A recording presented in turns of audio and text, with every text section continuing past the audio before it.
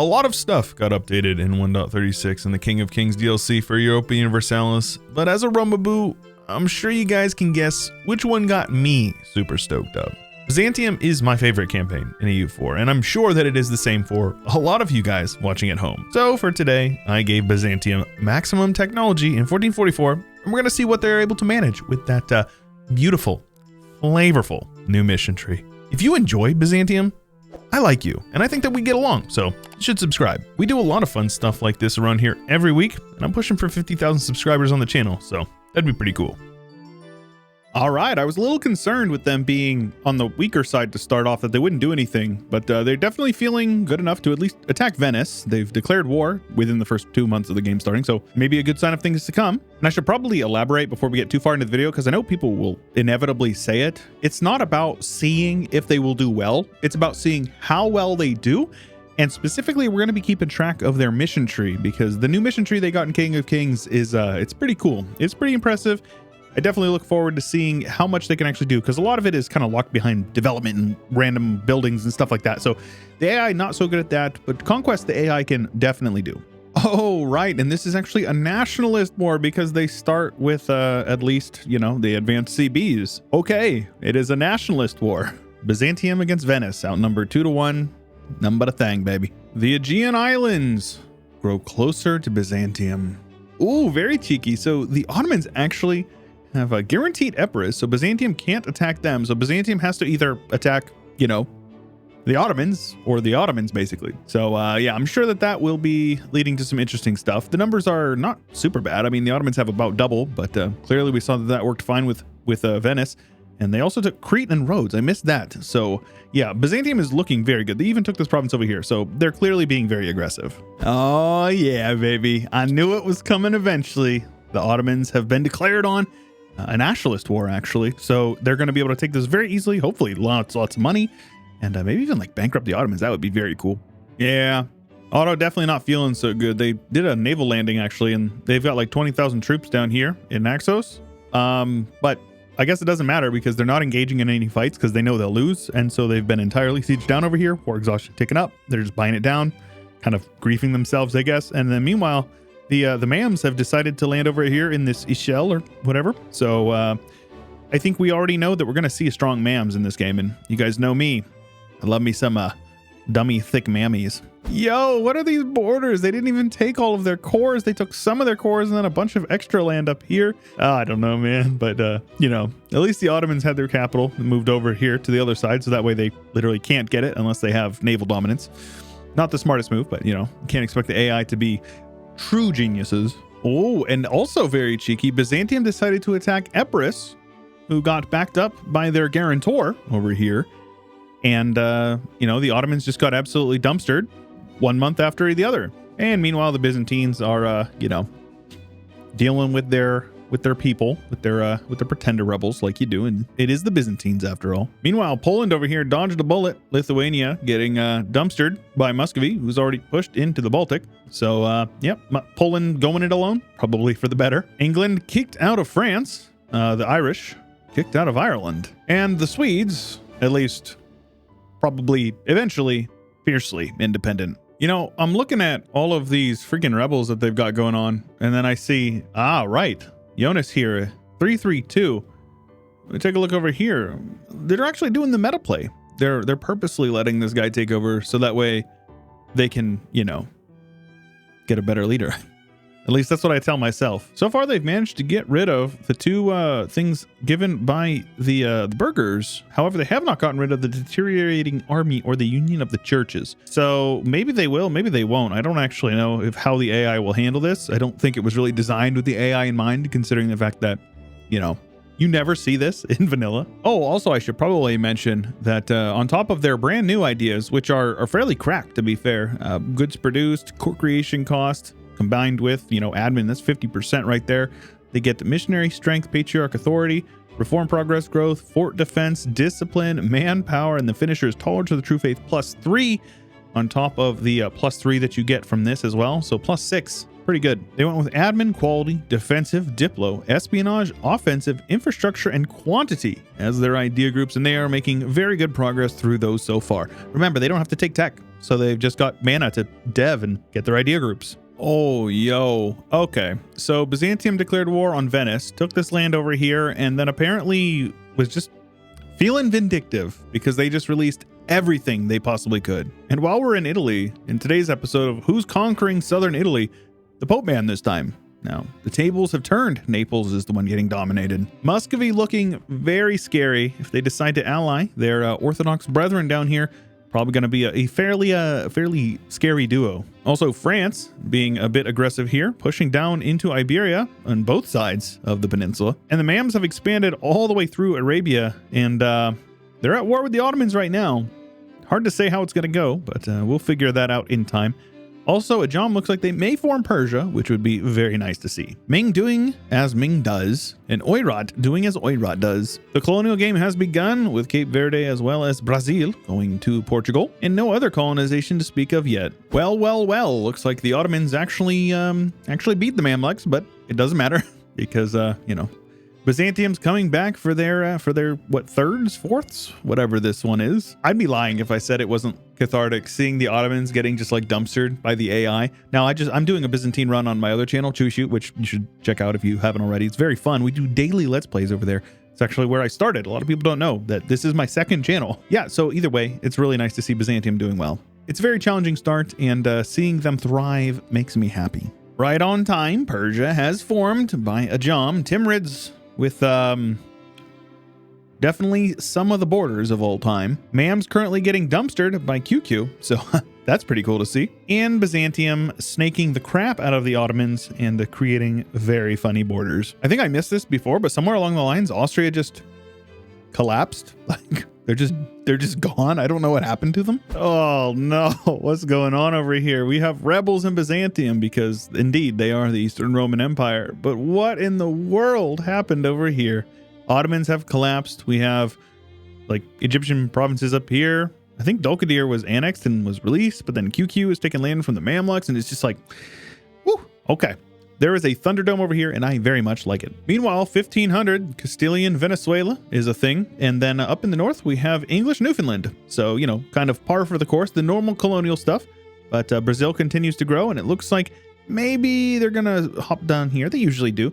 And we also have Castile over in Guinea. So colonial game is going. While we're down in Africa, we've got a cheeky unification of the Congo, or at least most of it.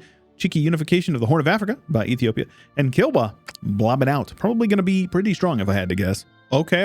It looks like they've actually managed to get rid of all of their things here. They have the Cossacks estate as well. So Byzantium is doing pretty solid overall. I was looking through. They finished the theme system down through here. And then they've also done a couple of their other missions here, the opener ones, which are pretty cool. They got their Renaissance and all that stuff. And then the Conquest is very much doing well. They didn't ever build the Hexamillion Wall, which I think they'll just get randomly over some time. So that's fine. But yeah, they're definitely doing a bit of their conquest. They've repulsed the Republic, so definitely some interesting border changes, to say the least. Hopefully they will avenge the Battle of Manzikert here pretty shortly. Byzantium continues to grow, pushing over here into the eastern parts, and apparently over here as well as Byzantine Egypt, which is pretty cool. Persia is expanding quite a bit as well. You can see they're kind of competing. I think I've seen this before. Looks a little familiar. We'll see how things go with this in the long term, but obviously it's going to be pretty one-sided, at least for now. Meanwhile, Lithuania is just Ukraine, I guess. And then Poland is, whatever this is. The Netherlands is Friesland, confirmed. And there's just a whole lot of war going on over here. Like, this stuff has been all occupation lines for the last, 30 years. It's crazy. Castile is expanding quite a bit into North Africa, but Aragon is as well. They don't have the PU. They are clearly rivals, so we'll see what goes with that as well. Maybe we'll see a Spain. It might be a little late by now, though. Oh my gosh. Yeah, Byzantium is absolutely pulling no punches when it comes to Persia. They're about to just dumpster them. Okay. Can't be too surprised, I suppose. Also very funny to see the Timurids at one province minor, in the desert over here in Afghanistan.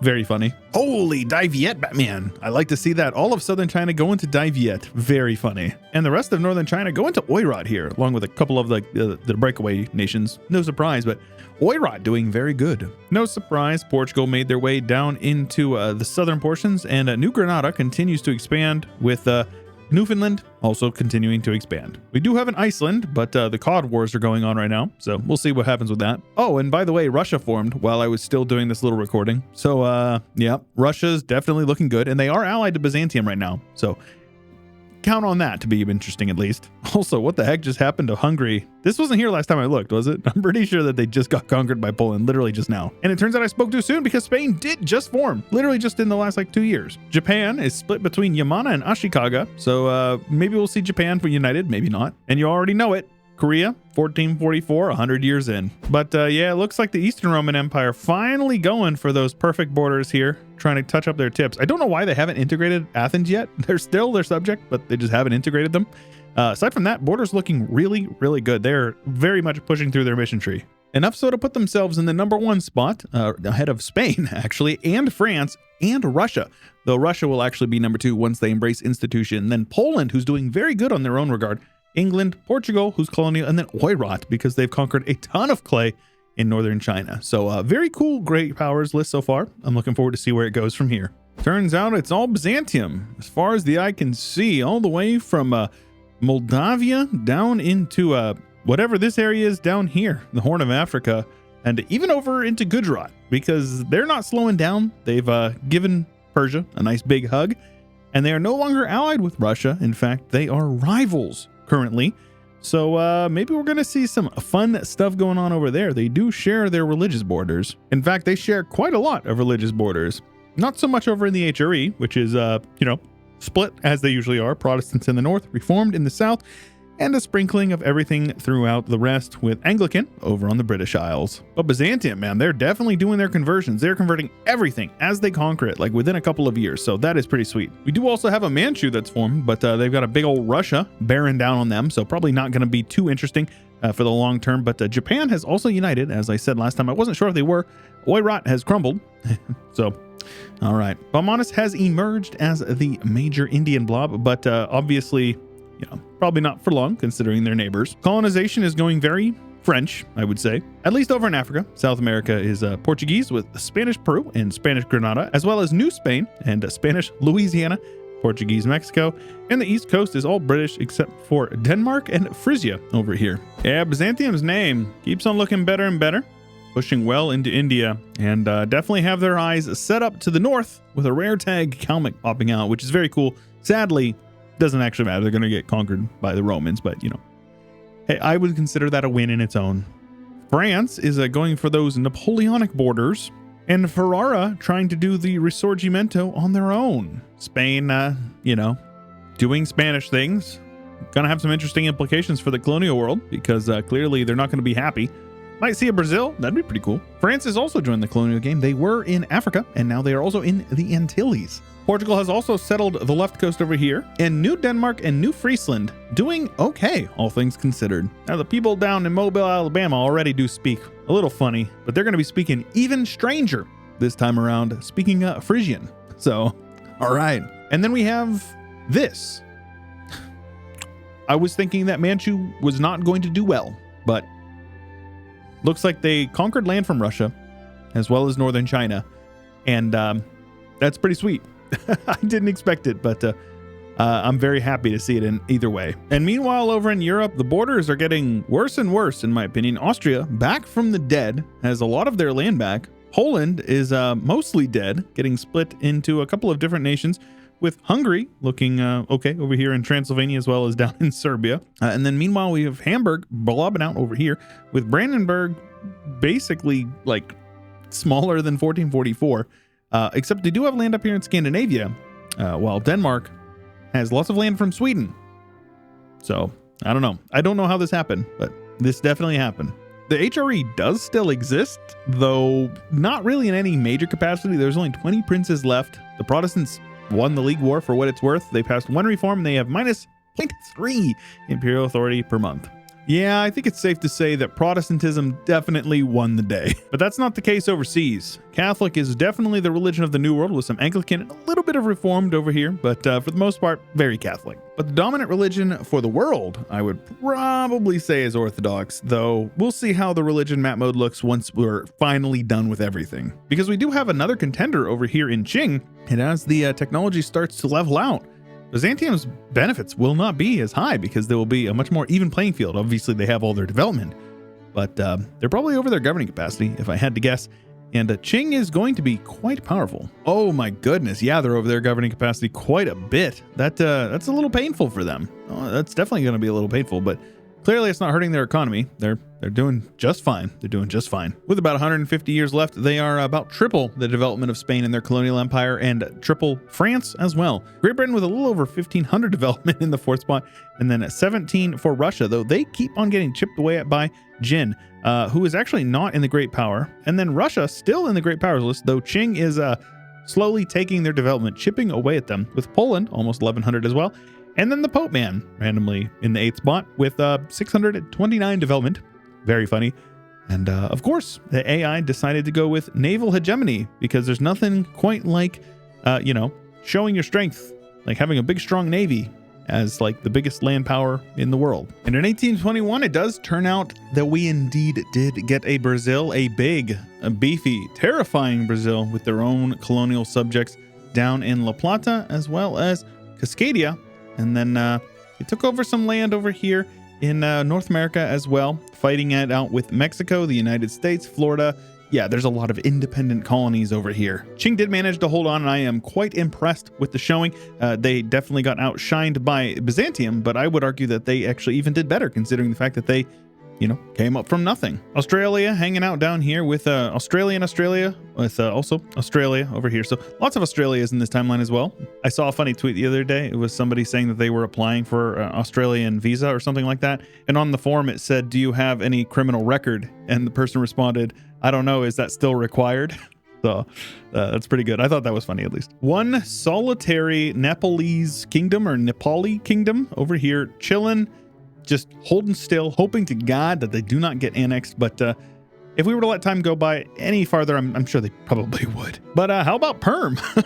Perm popping out of the carcass that is Russia and eating up a lot of it, splitting some of it with Brandenburg because Russia was all the way over here, but definitely not so much anymore. Somehow we have Britain over here. I don't know how. I assume that they integrated somebody, maybe Hungary, probably. And then Austria looking weird. I don't know why they did that. France ended up collapsing with Britain taking some land in Brittany, Spain taking a little bit of land here, and then, losing Andalusia to the Romans. Catholics held on. Protestants didn't do as well as I thought they were going to, and obviously Orthodox looks very good, though they respected the Hindus. They did not convert the Hindus. New World religions look the same as they did before, but the cultures are definitely interesting, and lots of Portuguese and Mexican, Castilian over here, the Iberian cultures in the north, as well as very much so in the south, with Brazilian actually in Brazil this time, if you can believe that. Though, yeah, we do have some Muscovite culture down here, just a couple of provinces, but ill-fated. American and English culture with Danish and Frisian making up a large portion of the development up here, which is actually pretty cool to see.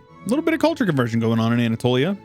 I have nothing to do with this, but I do have a feeling that it was the mission tree. Russians pushing into the Baltic as they normally do, with a little bit of Occitan pushing over into Iberia and northern Italy. Of course, it's no surprise to see Byzantium in the #1 spot, but only with a little under 13,000 development, which honestly, I would have expected a little bit more, but it is what it is, though clearly they steal the show from Great Britain, Brazil, Austria, all with at or under 3,000. And then Spain with 2,300, Qing with 22, which I would expect a little bit more, but then again, they did also get bonked by Byzantium towards the end there. France and then Kilwa, all with over 1,500, filling out the top 8, which is pretty cool. And then, of course, Byzantium with their coveted naval hegemony. I always love making these videos, and you guys seem to enjoy them, so I hope you enjoyed, and if you did, leave a like on the video. I really do appreciate that. Don't forget to subscribe if you haven't already, because when you subscribe, you'll get notified when these videos go up live as long as you ding the bell. That way you don't miss out on a single upload. We do these every single week, and a lot of people do not even know about it. If you want to see that mega campaign, make sure you subscribe if you aren't already, because at 50,000, we're going to be doing it. And I hope that you watching have an absolutely fantastic day. Special thanks to Kaiser Dar of Acadia, Sheol, Gammas 23, Ian Powell, Hannon Fodder, Josh Kopczynski, Agent Rhino, Blonde Damon, Isaiah, Rover, Bubba J, Saranska, Ricardo, Cobalt, Rex, Nathan Albright, and many more.